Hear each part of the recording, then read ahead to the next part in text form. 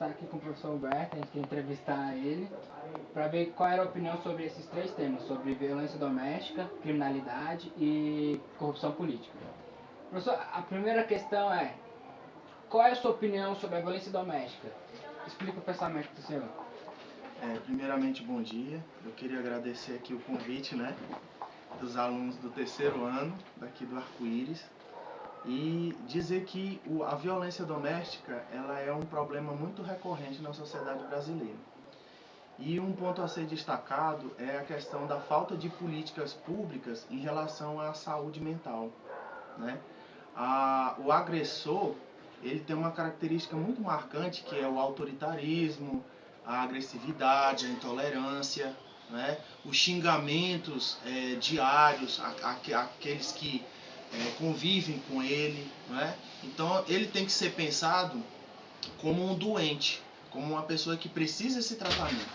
E muitas vezes a pessoa não é tratada com tanto rigor, Não existe um tratamento, não existe um cuidado com essa pessoa que tem esse problema que é tão recorrente na sociedade. Então, o agressor, esse perfil, ele vai se agravando com o tempo e ele vai descontando nas crianças, na mulher. Quais são as maiores vítimas da violência doméstica? São as mulheres. E também tem pesquisas que apontam que de 0 a 7 anos de idade é a faixa etária que mais é vítima dessa violência. Os adolescentes também eles são vítimas, porque muitas vezes eles não têm como se defender. Não existe ainda uma estrutura, digamos assim, eles não são amadurecidos para se defender em relação a essa violência. Ok? Deixou bem claro. A segunda questão é, na sua opinião, os agressores estão sendo punidos corretamente? Não, porque a violência doméstica ela é uma coisa muito camuflada, Ela é velada. Muitas vezes a pessoa sabe, por exemplo, se for uma criança, um adolescente, a mãe ela reconhece que a criança está sendo violentada, mas ela não tem a atitude de buscar as autoridades para denunciar o agressor por uma questão econômica, por uma questão mesmo de medo, de ser ameaçada, de sofrer retaliações depois. Então, na minha opinião, eles não são punidos. Muitas vezes eles podem até ser presos, mas pagam fiança, a pena é revestida em cesta básica e fica por isso mesmo. Agora, o trauma que fica na criança, no adolescente e na mulher é um trauma muito forte, porque é uma ferida que fica na alma, no psicológico, e ela não é visualizada com tanta facilidade. A terceira questão é, o senhor já presenciou algum tipo de violência doméstica? Já presenciei. Em alguma época da minha vida eu presenciei um marido espancando uma mulher. E não teve nenhum tipo de denúncia por parte dela, porque ela ficou com medo dele ficar preso e as crianças passarem necessidade por conta dele sustentar a casa, de ser o provedor da casa, e ela ficar com ele pro resto da vida, nunca se separar e tocar a vida pra frente com essa violência, apanhando todos os dias, xingamento todos os dias, Isso vai destruindo a autoestima da mulher, vai fazendo com que ela perca até a moral perante os filhos, E é isso, vai destruindo aos poucos essa autoestima que é tão importante para o ser humano. Agora, as questões envolvendo criminalidade. Na sua opinião, por que a taxa de criminalidade no Brasil é tão alta? A criminalidade no Brasil, ao meu ver, não pelo fato de eu ser professor, mas tem a ver também com a péssima qualidade do ensino. A educação ela não é valorizada no nosso país como deve ser. Se um cidadão que nasce, cresce, se torna adolescente, fica por muito tempo fora da escola, como é que ele vai aprender os valores e os princípios que norteiam uma sociedade harmônica? Ele não vai estar adaptado a viver em sociedade. Ele vai viver todo o tempo a parte dos valores que fazem o cidadão dentro de uma sociedade.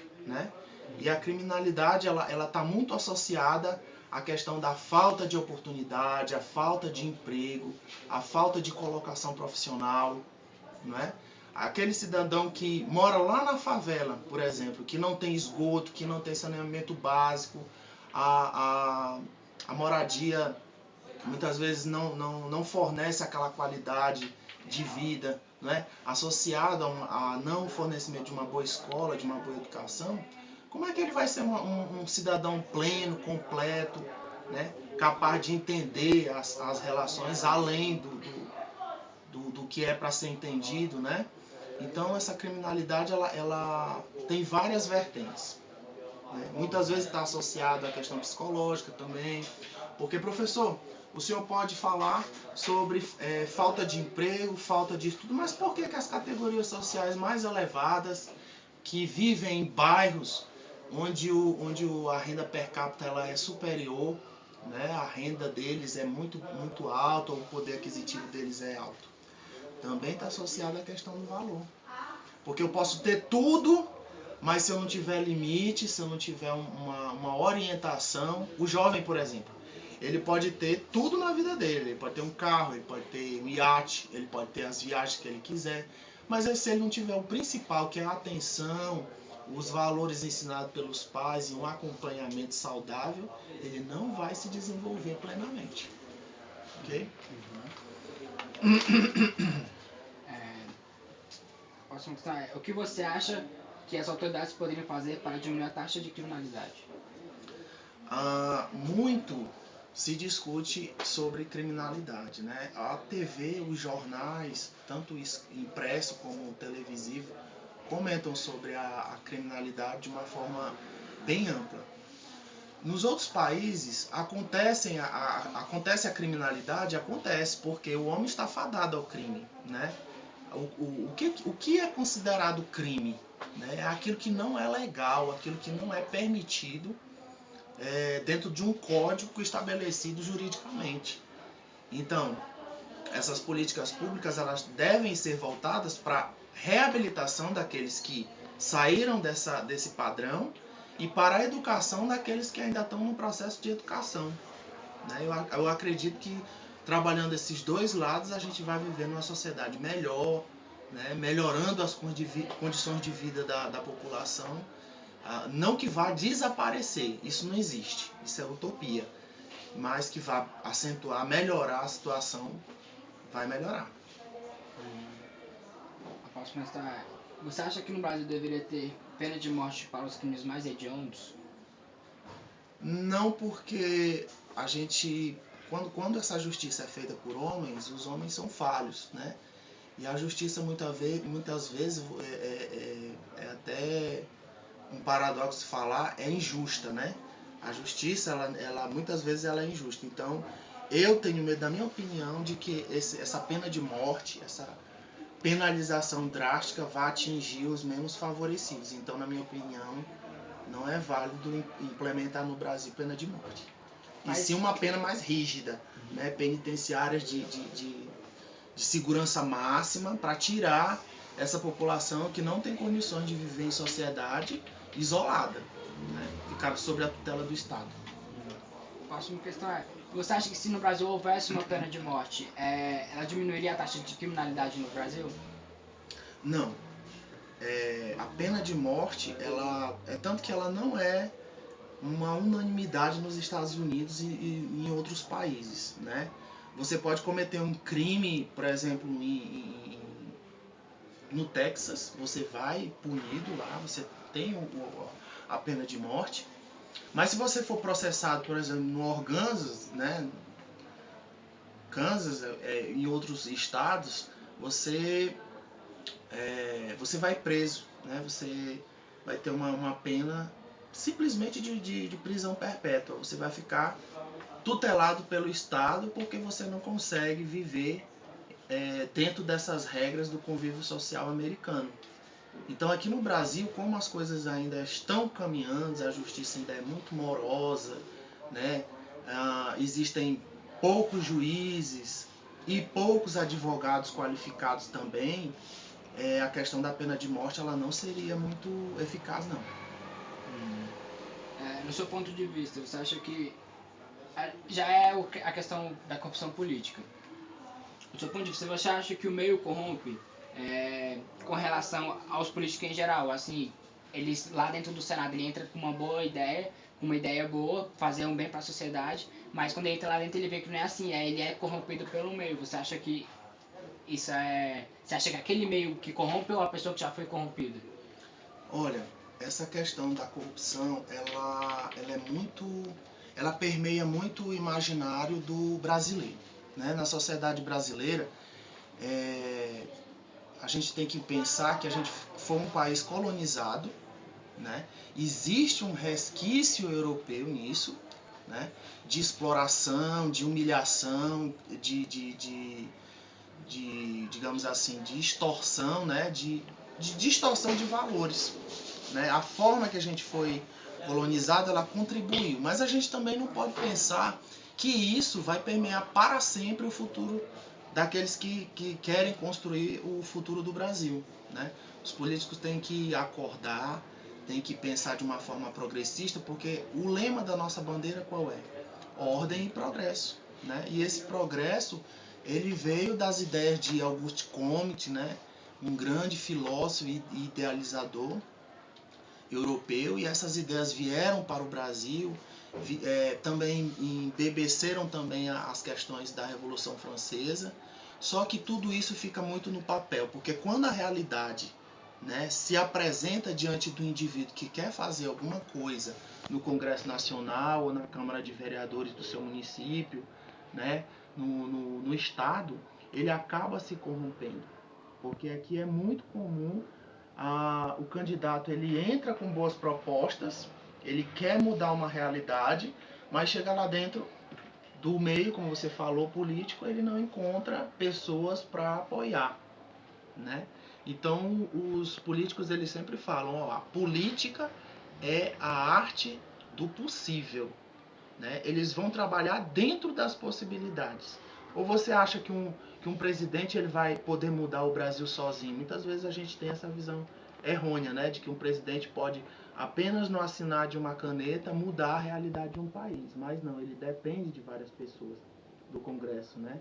Então, se é uma sociedade democrática, se é um país democrático, ele vai ouvir os parlamentares, ele vai ouvir os partidos de maior, né, atuação, e se ele for de um partido contrário, eles vão bombardear e eles vão fazer tudo para destruir o trabalho que ele quer implementar, que vai ficar dentro da história, né, que vai ficar registrado para sempre na história daquele governo. Então a arte da política ela é muito complexa e esse meio ele é muito corruptível, né? Existe muito essa digamos assim, ganância de se apropriar da verba pública, de você saquear mesmo os cofres públicos, né? E a visão que a gente tem da política é que o brasileiro ele não tem uma visão política coletiva. Ele não tem uma visão política coletiva no seguinte aspecto. Digamos que um francês vá votar sobre a isenção do transporte para os estudantes. Vai ser feita a votação entre todas as pessoas lá na França, né? E aí aquele empresário, poxa, mas o que vai melhorar a minha vida se eu votar a isenção do transporte para o estudante? Vai melhorar porque vai melhorar a qualidade de vida do povo francês, dos estudantes, que eles vão crescer e se desenvolver. Aqui no Brasil não, eles já pensam de uma forma diferente. O que isso me afeta? O que eu tenho a ver com isso? Eu sou empresário, não utilizo o meio de transporte público, isso não me interessa. Então é um comportamento colonialista, né, individualista, e que não promove e não desenvolve o país, enquanto a gente pensar dessa forma. Vamos para a última questão então, professor. Na opinião do senhor, o povo brasileiro poderia fazer algo para diminuir a corrupção? Eu acho que essa questão de valor, de princípio, ela começa dentro de casa, né? Se você é uma pessoa que você tem um traço de personalidade, que você não prima pela honestidade, né? Não faz as coisas corretas, não tem responsabilidade consigo mesmo e com os outros, você é um forte candidato a se corromper, né? Você tem uma tendência a ser corrupto, né? O homem não nasce corrupto, é o meio social que o faz corrupto. por mais que você tente, lute, né, e faça uma política escolar, comunitária, familiar, honesta, limpa, justa, mas se você começar a frequentar meios onde aquela ética, a ética ela é algo que está sendo discutido até hoje. Existe um conceito sobre ética, mas vai chegar um ponto que ética, praticamente cada um vai ter um conceito de ética, né? Dentro da medicina, da biomedicina tem uma ética, dentro da política tem uma ética, né? Dentro do professorado, dentro da universidade. Então é você se adequar, né, àquele grupo e àqueles interesses daquele grupo. Ok? Quero agradecer, professor, por você ter ajudado a gente nessa parte. Obrigado a você. Pode falar.